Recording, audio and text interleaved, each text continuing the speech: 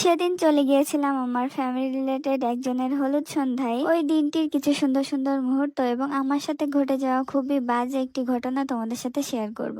তো চলো video start করি। Hello everyone, welcome to my new video. কেমন আছো তোমরা সবাই? আমি আলহামদুলিল্লাহ অনেক অনেক অনেক বেশি ভালো আছি। ফার্স্টে ওখানে যাওয়ার জন্য আমি সুন্দর একটি হলুদ শাড়ি নিয়ে নিয়েছি। শাড়ির সাথে ম্যাচিং করে টুকিটাকি কিছু জুয়েলারি, চুড়ি এগুলো নিয়ে আমি চলে যাই রেডি হতে। এখানে আমি সুন্দর মতন রেডি হয়ে চলে এসেছি। এর মধ্যে আমার অনেকটা লেট হয়ে গিয়েছিল, তো আমি আর লেট না করে চলে গেলাম হলুদের ওখানে। এখানে আসার পর দেখলাম তাদের এখনো সাজাই শেষ হয়নি। আমি ফার্স্ট ফার্স্ট চলে এসেছি। দেন কিছুক্ষণের মধ্যে হলুদের প্রোগ্রাম স্টার্ট হয়ে যায়। এখানে সবকিছু সুন্দর মতন রেডি করে ফটোশুট চলতেছিল, তো আমি ওখানে ছোট ছোট কিছু ভিডিও নিচ্ছিলাম।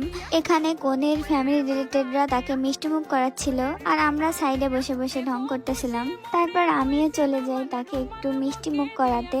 অলমোস্ট সে অনেক মিষ্টি খেয়ে ফেলেছিল, সে আর মিষ্টি খেতে চাচ্ছিল না। তারপরেও আমি হালকা একটু তাকে খাওয়াই দিচ্ছিলাম। তারপর আমি আবারও বাইরে চলে আসি। আমি এখানে বসে বসে কিছু ফ্রুটস খাচ্ছিলাম। তো এর মধ্যে দেখি নাচের প্রোগ্রাম স্টার্ট হয়ে গেছে।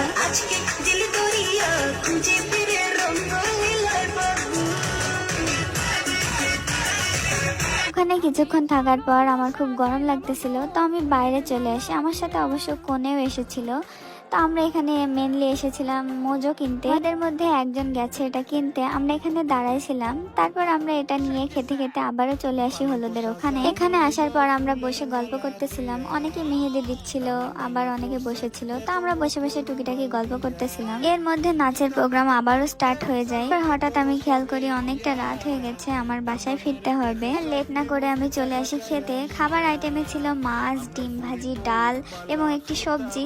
তো আমি অন্য কিছু নেই না, একটু ডিম ভাজি এবং একটা মাছ দিয়ে অল্প কিছু খেয়ে নিলাম। শেষ করার পরপরই তারা আমাকে ডাকতেছিল, তারা নাকি হলুদের কেক কাটবে।